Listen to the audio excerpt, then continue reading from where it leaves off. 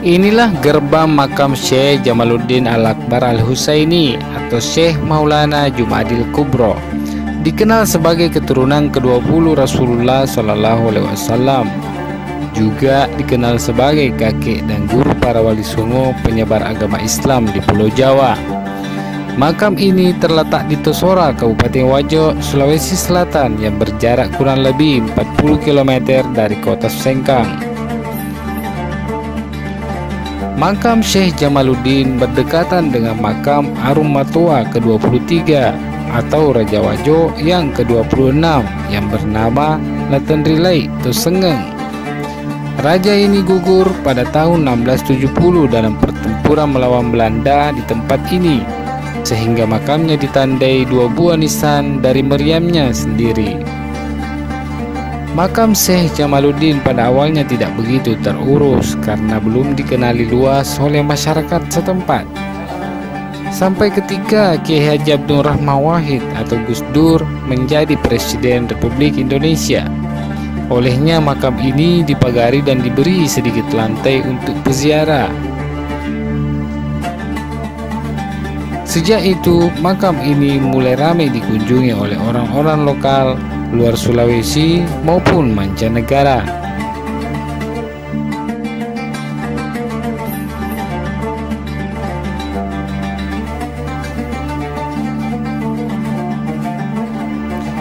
Keberadaan makam Syekh Jumadil Kubro ini sudah ada jauh lebih dahulu sebelum makam-makam kuno atau makam raja-raja dan bangunan-bangunan kuno yang ada di kompleks ini.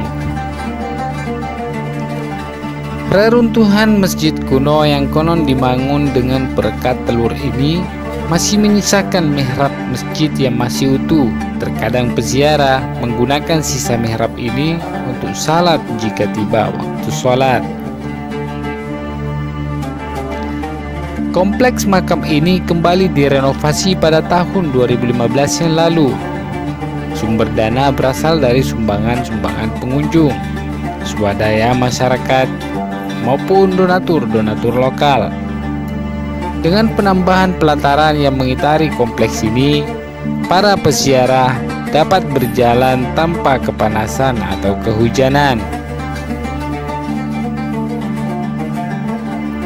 Syekh Jamaluddin selain dikenal sebagai keturunan ke-20 Nabi SAW, juga dikenal sebagai kakek dan guru para wali songo.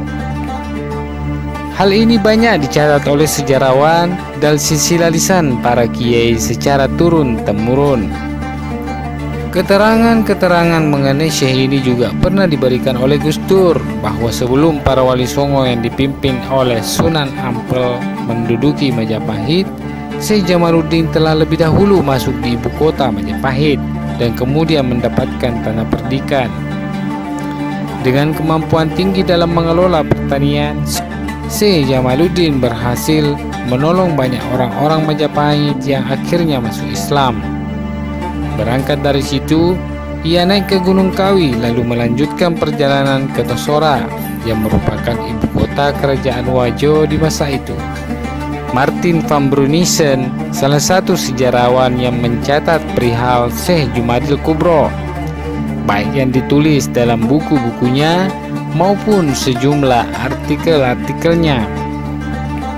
Sejumlah literatur mencatat bahwa Syekh Jamaluddin telah datang ke tanah Bugis ini pada tahun 1349 dan wafat pada tahun 1453 di tempat ini.